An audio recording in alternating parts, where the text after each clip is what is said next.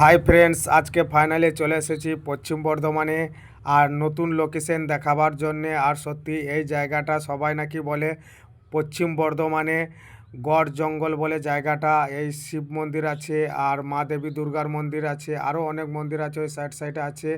আর সত্যি এইদিকে চারিদিকে কিন্তু জঙ্গল জঙ্গল মাঝে আছে এই মন্দিরটা। আর বিখ্যাত জাগ্রত মা দেবী দুর্গা আছেন ওই সামনে, ওইখানটায় আছে দেবী দুর্গার মন্দির। আর দেখাবো তোমাদেরকে মন্দিরটাও।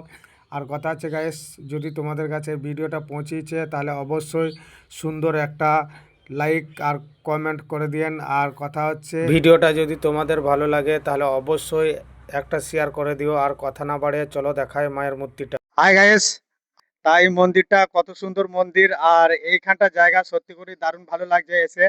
কি বলবো গাইস, আর এত সুন্দর, এত এত ঠান্ডা জায়গা না।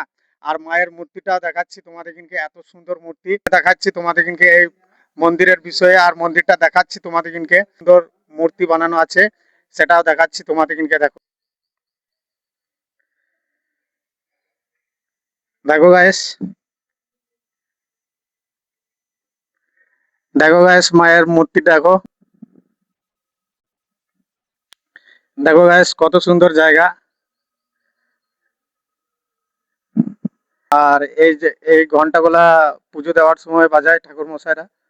আর কথা হচ্ছে যে এটা পাকুড় গাছ আছে।